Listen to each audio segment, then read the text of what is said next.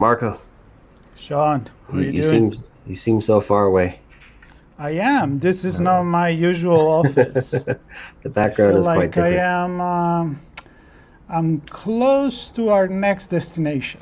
That's There how you I go. feel. And you are where I want to be, but that's another story. Hopefully I'll get a chance to connect with you there. I think our guest Parul and I were just talking about how we've both spent some time in Florence, and so I hope you're enjoying that. And you're closer to London. I'm Exactly. not That's far what I was. behind you. Not far behind you. Yeah, you're a Where are little you right longer. now? Where are you right now, Sean? I'm actually in California at the moment. He's, Then it's a you're, long you're way way away. behind. I'm He's way be- way too I'm far. 9 hours behind you, but I'm heading your way. Heading your way. I'll be getting on a plane soon, and sadly I won't be making a pit stop in Florence. I'm going straight to London. But anyway, You'll go um, later. I'll go later. And so this is our chats on the road. People are probably wondering what we're talking about here. So we're on our way to Infosecurity Europe in London, of course, and we like to have chats with keynotes and presenters at the conference to learn about what's going on and get a sneak peek into what's going to be presented and discussed at the conference. And I'm thrilled to have Parul Khedwal on. Parul, how are you? I am doing very well. I hope that's the same case with you. Yes, I think we're both very well, in fact, and Lovely. excited to meet and see you in person in London.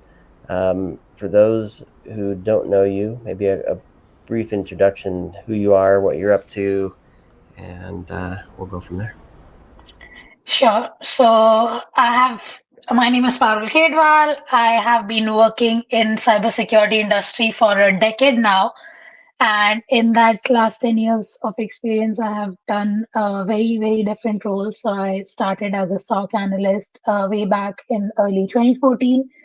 Then quickly moved back to, becoming a senior SOC analyst, SOC lead kind of roles. Then moved to a consulting company, did, SOC establishments for ton of clients across Europe, US, and then lately then moved to cloud security, did cloud migration because cloud became the buzz and everything from on-prem started moving to cloud. So started doing some of the cloud engineering security architecture projects.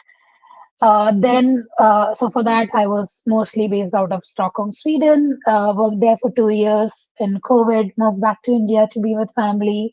Then joined another company, which was again US based. I was doing consulting for them in threat intelligence space. I was also leading their security operations, and I was handling all of their, MSSP providers, things like that. Off late, then. Life gave me a chance to move to London and I joined Trainline, where I'm employed at this moment. So I'm leading the security operations of Trainline as a whole. So I'm pretty sure whoever is based out of London and at least in some parts in Europe, you must have used Trainline. And I mean, not really doing any sort of those promotions here, but just trying to tell you what really I do. So I protect customer data and all of the security within the Trainline employee infrastructure as well. So that's what I do at the moment. But that's like really, really from my work perspective. But otherwise, if I have to introduce myself, there are more flavors to it. So I like meeting people. I like talking to people, which is why I'm here today. Which is why I do conferences. I've been a part of ISACA Bangalore chapter, and now recently joined ISACA UK chapter as well. And I really love talking about security. I've done a couple of courses. I've designed a couple of courses, and sold them to. I can't really code the companies, but yeah, sold it to them for their internal training. So, speaking about security is my passion, and definitely that is what I'm going to be doing it today as well. So yeah, I think that's about me. Unless you have any questions. I have loads of No, questions. that's it. Podcast is done. You told us everything we needed to know. Thank you Yeah, very much. no, I'm thrilled to hear the ASACA. That's a great organization. They do good things for the industry, and Yeah, congratulations on getting the speaking spot at Infosecurity Europe as well. I'm curious, a lot of Security Operations Center, threat intelligence, security operations in general, it sounds like as well. And then the session is around passwordless auth and multi-factor, which is very specific. And I don't know, maybe not directly. Mhm. There are events, of course, for access and authentication in the SOC, but why this particular topic so focused on that? Is there a passion there, or some findings, or something interesting that led you to that? I think it's a combination of all of these things. So, as a SOC lead, what do you think the kind of incidents that bother me the most? It's not something big breaking. It's the small and the most, easiest thing breaking in, which is as simple as your password, right? We hear about these data leaks every single day. This company got breached, that company got breached. Your credentials are out there everywhere. I mean, I don't know if I really should say this, but I still would want to go ahead and say the statement that data privacy has become a myth now. No matter how great rules we have in place, but at the same time, most of the data across the board is in a breach list somewhere, right? So where do you draw the line, right? You started drawing the line where it's like, okay, one factor is not essential. You need to bring in more, right? One-time passwords, your authenticator apps and whatnot. But attackers have also figured out a way to deal with them as well. So what next? Right. So when I started looking at this topic and I even researched about it, and it's like we are right now kind of taking a U-turn, and what we moved from physical to digital, and now we are trying to take more advantage on the physical side. So this whole password space is taking a new shift altogether, and which is why this topic particularly interested me, because I know from the ground reality how a small password can lead to a very big security incident. At the same time, even as a general user, like you tell me, Sean, how many passwords do you remember? 40? Your bank, your Uber Eats, whatnot, I remember all of them. right? Because you use one, All it's one. Oh password. my God. You Oh just use my God. passwords. You really need this question the most. We're kidding. We're kidding. We're not that bad. We put a one at the beginning and an exclamation point at the end.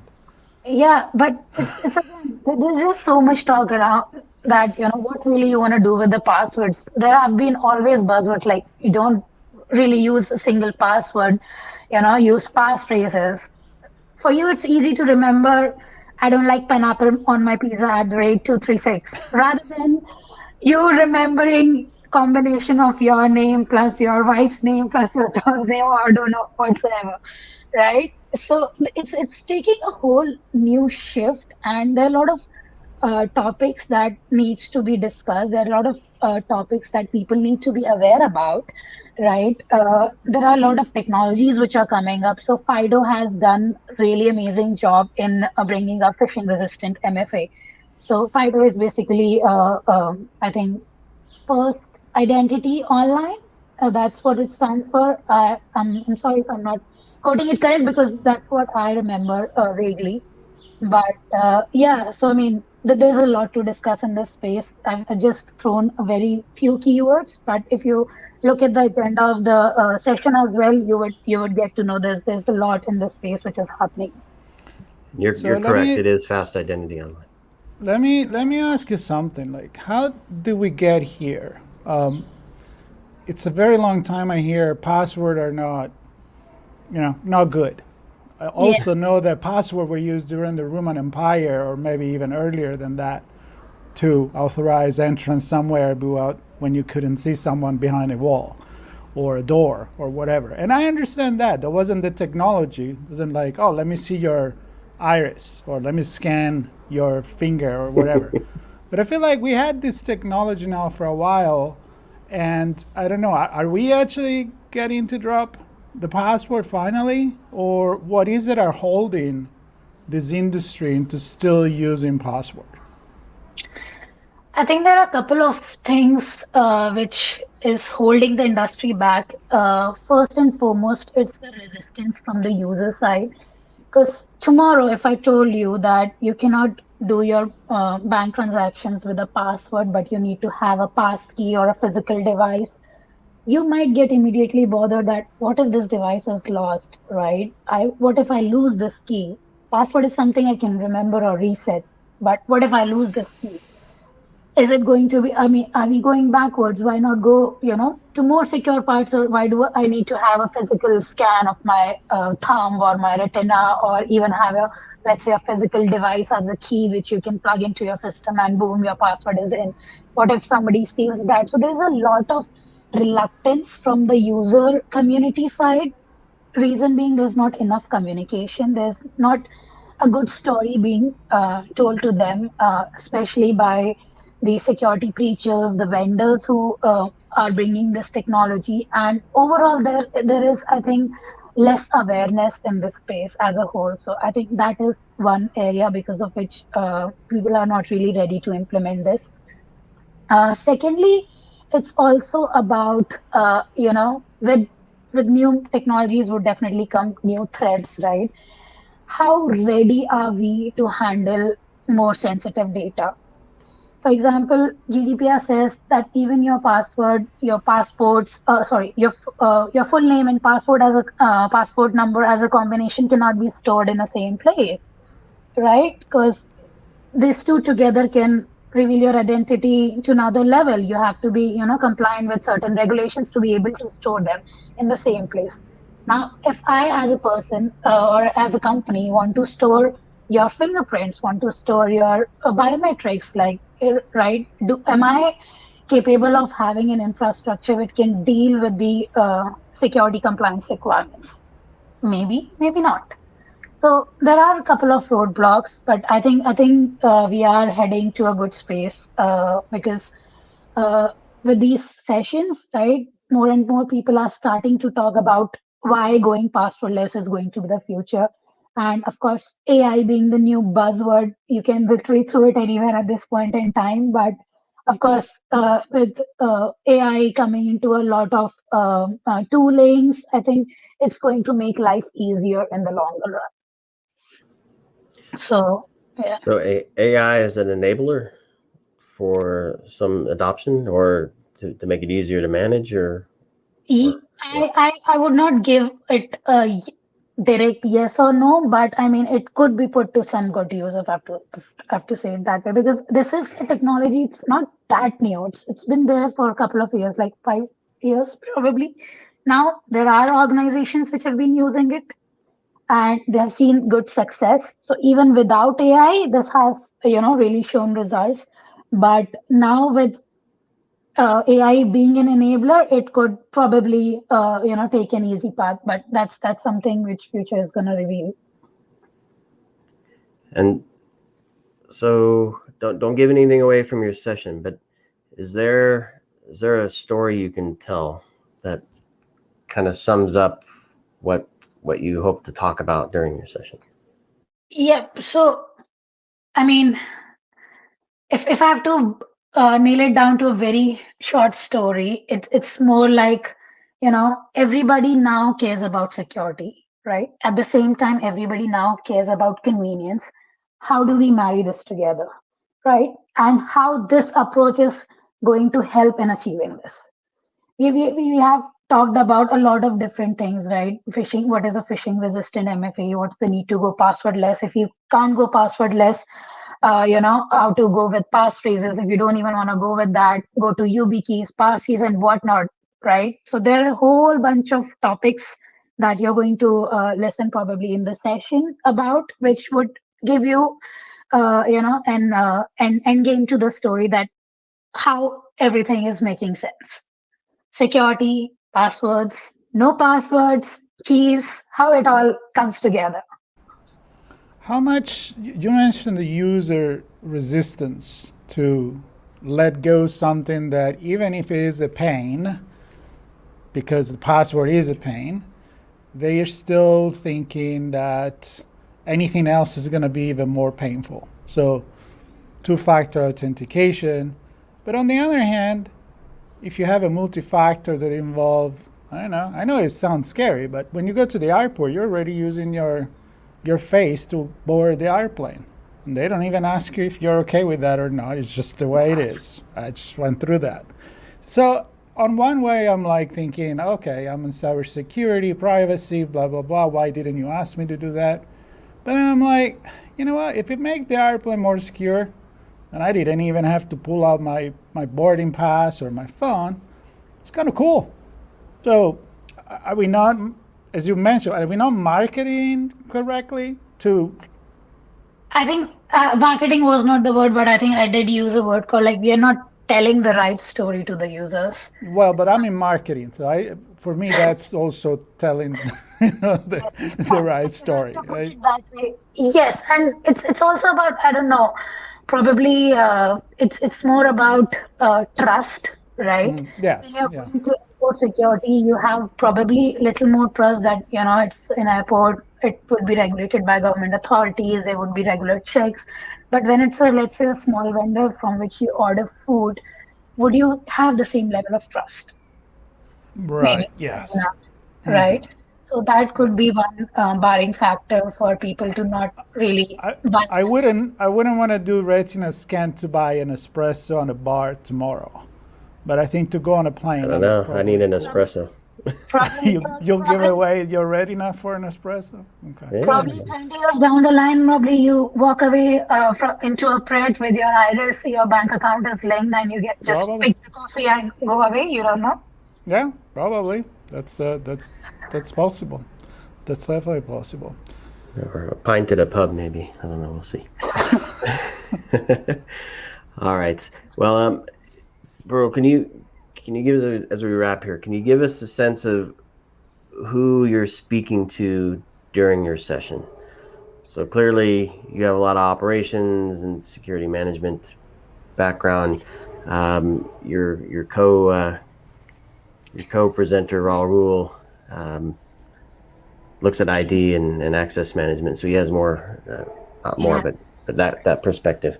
So who's there? Is this practitioners? Is it security leaders, operations center folks? Who are you I'm speaking not, to? I'm not really directly spoken with him yet, so we have upcoming moderation session coming up where we would discuss more about what really his experiences are, what my thoughts are. But he comes from a consulting background and he has implemented identity and access management solutions for a ton of clients. So I think he would definitely know the pain points so that from an organization side, how easy or not so easy the approach is going to be and what the future road would look like. So I'm kind of more interested to even hear that side of the story as well. Yeah, because there's what's the strategy? How does it support the business? How do we put policies and start to implement the controls? And then you have this helps us ensure security by monitoring and tying it back to the rest of the operations. It's gonna be a great conversation. That's why I picked it. I'm glad you were able to join us. All of this is, of course, going to tie back to all of security monitoring because, when MFA goes bad, there's a lot of phishing. So all of this is tied back together to your credential security in the first place. Make it easier for the analyst. Definitely. I love it. Well, this session is called MFA 2FA, Passwordless Authentication, Rising to the Next Level of Protection. That's on Thursday the 6th at 1:15 local time there in London. And Parul, congratulations again on getting this spot to tell these stories and help folks, along with Raul, kind of marry these two sides of the coin together. My pleasure. Well, we will see you soon enough, and we're very excited for another successful Infosecurity Europe. That will be, Sean, our 6th one, I believe. So Number excited. 6, exactly. Number 6. Exactly. Yep, we're that old. So I know you can tell. Mine is second one. Last time I was a visitor, this time I'm a speaker. So I think that's a good progress. that's wonderful. That's wonderful. Congratulations on that. And yeah, we're looking definitely forward to see you there and have an in-person in person 5 minutes, hopefully, out of your busy schedule to say hi. And to everybody else, if you can be in London, we will be there. If you can't, you want to follow us because we will tell you what's going on, and everybody win. There's going to be a lot going on, Marco. I know. I'm ready. I know, I'm ready. me too. You're ready. All right. Well, thanks, Parul, for taking this time and for taking the time at the conference to share your stories. Thanks, everybody, for listening and watching our chats on the road to Infosecurity Europe in London. We will see you all soon. Please stay tuned, subscribe, share with your friends and enemies, and we'll catch you all there. Safe journey, everybody. Thank you.